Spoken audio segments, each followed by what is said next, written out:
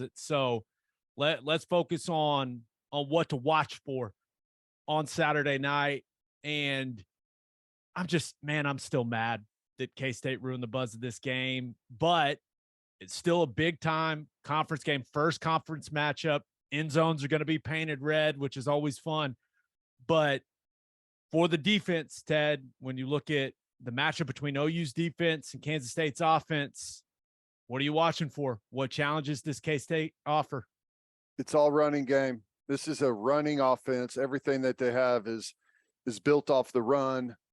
It's also built off the threat of quarterback run, which, every single scheme that they have, every run that they have has a quarterback option available off of that. So that's always going to make life pretty difficult for the defense. You got to win up front. You got to win with the defensive line. And I feel pretty comfortable with that right now. I think of all the good things going on defensively, I think the defensive line right now is really leading the charge, and you're getting some really good play out of a bunch of different guys. Now, I think the real stress is going to be put on the inside backers and the support safeties in the run game. You're going to get all kinds of traditional plays. You're going to get, and most of it is done, sometimes 11, but a lot of times 12 personnel with an H in the backfield. You're going to get stretch. It's just like a two-back stretch. They're going to take outside zone and lead it with the H back. You're going to get split zone. We see that a bunch. The split action from the backfield, blocking zone with the offensive line, trying to create an extra gap with the H-back coming back against the grain. You're going to get speed option out of one-back stuff with the quarterback, just pressing the edge, tackles up to the next level, lead the end guy on the line of scrimmage go. Quarterback runs option off of him. It's coming right at you really fast, right off the snap.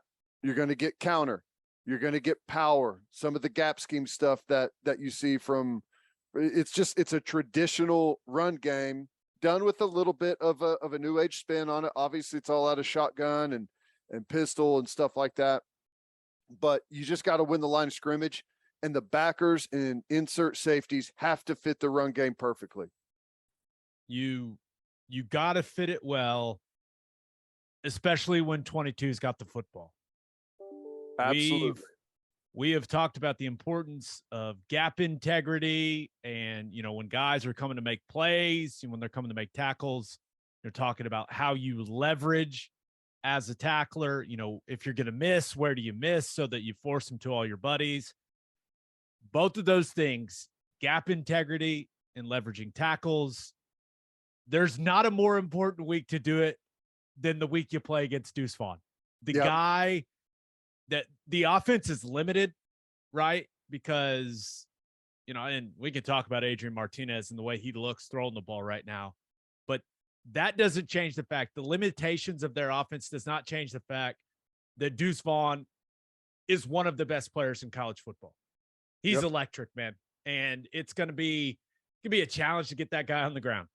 Yeah. And they feature him with a lot of stuff. Obviously, they'll go empty a lot, and just run routes with him, little option routes, get open routes. He'll get out there and run a slant. He'll run quick little stop route, and they'll just give him the ball with teams playing off coverage on him and let him use his open field skills. The passing game is, for the most part, really basic. They'll spread you out and go all stops, all five guys just run about a 5-yard stop route. He finds the matchup he likes. It's an easy throw and catch. They'll go empty and they'll run all slants. All five guys run slants. Pre-snap, he finds the matchup that he likes, locks onto it, and that's where the football's going. So there's a lot of spread you out with predetermined throws to make things easy in the passing game for Adrian Martinez. They are not good in the third and long passing game where they got to run intermediate or deeper routes that require protection and time and space for that combination to come open, and where you've got to make a decision quarterback wise. Once you progress to downfield routes, there's always a over the top option and the underneath option, right? Flat and curl, 3 level. And the quarterback has to make the decision of where to go with the football. Are they sitting back good and I just throw it underneath, or do I have a window to take the deep option? That's where Adrian Martinez struggles. And that's why stopping the run is so critical, is because you have to put him in those spots. And this is my version of being nice. He looks about as uncomfortable as I've ever seen a quarterback look throwing the football right now. That Tulane game, he just looked like his confidence was totally gone. Couldn't hit the broadside of a barn. It was shocking to watch on tape. And also, there's a couple plays in that game. Malik Knowles, number 4, who I think is their best wide receiver. That dude can absolutely run now. Like he can go. There are a couple plays in that game. He is running wide open. He is blowing by Tulane's secondary. And Adrian Martinez doesn't even look at him. And you could see there's a couple plays where Malik Knowles is so open and he knows he's not going to get it. And he just kind of slumps his shoulders and he just looks depressed. He's just like, oh my God. Like, I don't know, because the whole thing coming in the year with Adrian Martinez was, hey, he can't turn it over. He can't turn it over. You know, if he doesn't turn it over, K-State's going to be good. He's not taking any risk at all with the football, which is not how you want your quarterback to be. Like, yes, you want him to make smart decisions, but at some point, man, you got to give your guys a chance to go make a play. And there's none of that right now for Kansas State's offense. And I mean, none of it. It's crazy to watch. Like it's unbelievable how uncomfortable he looks. Where's Tommy Reese when we need him? He's wide, blanking open. Do your job. The team's depending on you. He just looks, he looks like he's playing scared of making a mistake. Yeah. And that's really limited in what they can do offensively. I will say, along the offensive line, I do think they're not as powerful at the point of attack as we're used to seeing from a Kansas State offensive line. They are a little more mobile, though. I think along the offensive line, they're a little more athletic. And you mentioned some of the stretch stuff, some of the pin pull stuff where they're getting out and running. I think that's because they understand maybe they don't have, the power and the ability to strain that they're used to, especially in the interior of that O-line. But they do move a little better than we're used to seeing from a K-State O-line. Yeah, their center looks pretty good on some of the wipe stuff or down and around, whatever you want to call it, and gets out there in space. And you like to create those, it usually gives you a couple of different cut windows for your running back on who to follow on the front side blocking. And that's where those fits are critical that I was talking about. Inside backers, getting over the top, getting over there, and being on the right side of those edge guys, because the safeties coming from depth have to rely on you to be on the right spot or you're going to get gashed. Yeah. Okay. You got anything else about their defense? Anything else about their offense? Sorry. We just need to do what we've done, which is win the line of scrimmage, create negative yardage plays, and then win on 3rd and long, where we can pressure, we can drop 8, we can let our defensive linemen go in some pass rush schemes. I mean, that's the formula is going to be the same. Yeah. All right. Looking at OU's offense and Kansas State's defense, K-State, they run the 3-3-5. They run Iowa State's defense, 3 safety look.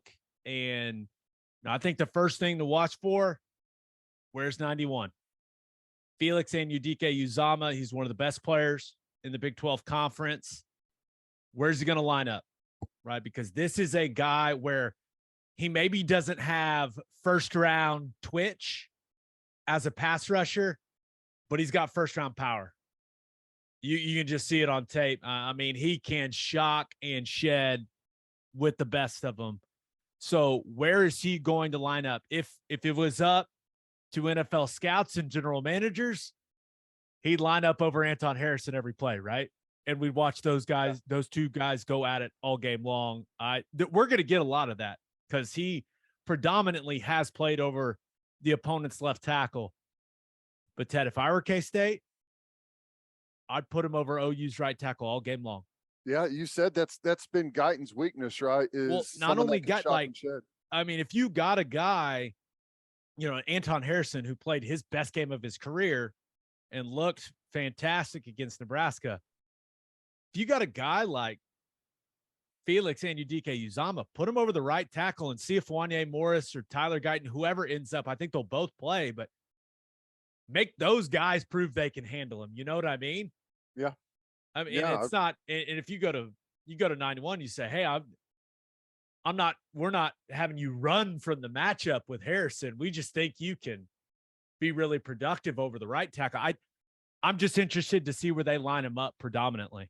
Yeah, at least on passing downs, because, I can also see the flip side of that is if we put our weaker guy over on Harrison, Lebby is going to do everything he can to exploit that in the running game and try and go after that side with, where you've got your best lineman blocking a weaker guy. And it's not like he's going to be bad, but no, I think that is definitely something to watch for. And I'd be interested to see if we put a tight end over there, maybe offset or however, quite a bit in the passing game to try and offer a little bit more protection with the little chip block. Yeah. 91 is definitely the best player in their defense. I mean, there's no doubt about it. Now, Daniel Green, the inside backer, 22, he's a physical specimen. There's no doubt. He is a big physical guy in the inside there. As far as pressure that they bring, not much, right? I mean, they really like the crossfire with the two inside backers, but other than that, maybe you'll get some two outside stuff, coming from that nickel / sand, like that cheetah position, right? But there's really, they kind of just play you straight up. Mm-hmm. And I do think on the opposite side, and this guy got banged up in the Tulane game, so we'll see what his status is. But the other defensive end, Nate Matlack, I'd run it right at that guy. I mean, if your choices are running at 91 or running at 97, I'm running it at 97 all game long. Yeah. So I'm interested to see if Lebby and Beatonbow attack him, because he certainly does not hold up against double teams as well as 91 does in the run game. And usually when you see a weak point like that, you exploit it. In the passing game, do you remember Khalid Duke? He was like an edge rusher for him a couple years ago. Yeah. Yep. He's playing that like nickel Sam spot for them in the 3-3-5. I mean, he's this big, like 240-pound guy out there in space. And while he's physical, he does a lot of things well. He can come up and play the run. They get into some 4-man front stuff, and he just plays an edge spot for him. I don't know why you wouldn't just isolate that guy and pick on him in some of that zone coverage stuff and make him cover. Like, if I'm seeing it, I can't imagine that Levy's not seeing it. Yeah, make him cover, and even more importantly, make him tackle. All right, like that's coverage. He's usually going to have someone, like, he'll have help somewhere. Tackling, you can make it way more difficult and put some of your shifty guys out there on him and have him make a play in space. But yeah, that's got to be something that you have to find a way to exploit. There's some interesting things in their personnel that I think offer some strengths to Kansas State, but with the proper team that's got the right offense and the right personnel, it leaves them open to being exposed. Yeah. I do think, just from some of the success Missouri had with it, also some of the success Tulane had with it, would not be shocked to see a little more QB run game sprinkled into this plan. Get yourself an extra blocker. The running back just becomes a lead blocker in some of those. If you can get that light box and then just dial up some QB run game, there's all kinds of different schemes you can come up with. But, we saw him do it on the QB draw. That was the huge play against Nebraska. You can do some of that against this defense and gain an advantage, kind of change the math and make everything even. I just don't know how much of that they want to do with Dillon Gabriel. Yeah. Well, that's true. It seems he's been pretty smart with it so far. We haven't Yeah. seen him really take any big hits. He's been smart. But that's definitely a way to slow 91 down. You know, if you are really worried about what he brings, you can isolate him in some of that stuff and hopefully take some of his strengths away from him. Yeah, as far as, another thought on the passing game, I do think Oklahoma's wide receivers can run by these guys if they got time, especially 21, who's playing that middle safety spot for Kansas State. He's a little short and stocky, a little stiff in the hips. I don't think he has great speed.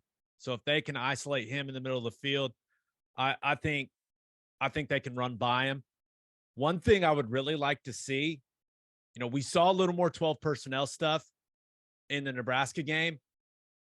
Kansas State, they line up differently in 12 personnel. I mean, they commit a lot of guys to the box. It almost turns into like a 4-3.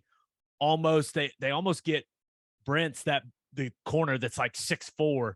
He almost comes into the core. It's almost like a 4-4 look, Ted. And if they line up that way to 12 personnel, Dillon Gabriel needs to let it rip down the field. Yeah. Because and I know, and I've always been a big believer in getting in 12 personnel, getting in big personnel to throw the football vertically. If that's how they line up, and I'm sure we'll see it early in the game, they'll kind of feel out how they're going to line up to Daniel Parker and Braden Willis both being on the field. They line up that way, man, I'm telling you, you got it. You got to test them vertically. You got to see if all those new guys in their secondary can cover. Especially in college football. I think it's one of the weaknesses for offensive coordinators in college football. In the NFL, especially because the ball's in the middle of the field and you've got high-level quarterbacks can read the entire field and be expected to make good, smart plays. They can have reads on opposite sides of where they're going with the football. College, it's almost exclusively where your head goes on the first, like when you take your first glance, like the ball's going to that side. It may not go to the first guy you look at, but rarely do you see quarterbacks come all the way back across the field. Where the offenses in college usually struggle, pass protection. So I think it's always worth it to get in a heavy personnel, max protect, and run 2 receiver routes on the other side because you're going there anyways. And yeah, you can release a back or someone late as a safety valve option, but I think that's something in college football that needs to be done more, especially by the top teams that have, like we can go 12 personnel, put 2 tight ends in the core and have slot receivers, 2 receivers on one side and have like, Mims and Farouk out there as our 2 wideouts and almost zero. There's hardly any schools across the country that can put good coverage over the top of those 2 guys if the quarterback has forever to throw the football. Right. So be interesting to see if we see some of that. And then run game wise, I really think making this group of defensive linemen from Kansas State and even the linebacker group, like they want to play straight along that defensive line. Like they want you to run some inside zone, run some gap scheme stuff so they can anchor down and take on double teams. Like that's what they want. I really think making this group move laterally would be an effective way to attack them, right? Because these guys, they want to hunker down. They want you to try to turn it into a battle of strain, right? There at the line of scrimmage. I could see this week being the week where we see Jeff Levy bust out some more perimeter runs, right? Attacking the edges of the defense, whether that's some just actual outside zone or going back to some of the stuff he ran at Ole Miss. I mean, he had that where it was kind of G on the front side, that front side guard pulls and it grabs that kind of midpoint player in the 3-3-5. You just zone the backside, and then he's got the tight end in that, kind of that nasty split backside, and he just comes all the way around and leads. And that was a really effective play for them at Ole Miss. So we'll see I don't know if they're going to run any of that stuff, but I do think attacking them more on the edges, especially running in at 97, not 91. I think that would be a successful strategy if they decide to use that. Yeah. We've seen them getting some tight bunch as well, which I think like one of the best ways to isolate a premier defensive player, an edge guy, is if you got good blockers like we do, is bunch and you down block, pull the tackle, and run, some perimeter stuff. Like, I think you could do that easily with Braden Willis. You can still run split zone back the other way. I mean, you can build some really good packages out of that kind of isolate their best player there on the edge. Yeah. And let's not forget our new favorite play, the hammer counter. Yeah, that's right. I bet we'll see it. And that turns into kind of an edge run, right? With how it's hitting, it's been hitting wide. It's not a counter play that hits up inside and like the B gap or anything like that. It's been, especially if they fit it underneath, Yeah. if the DN comes underneath, then you're definitely going to get a spill. So yeah. Should we tell people what box and spill are and kind of that? We don't have time for all that. No, That'll be in a lesson down the line. That's an off-season deal, I think. Yeah. All right.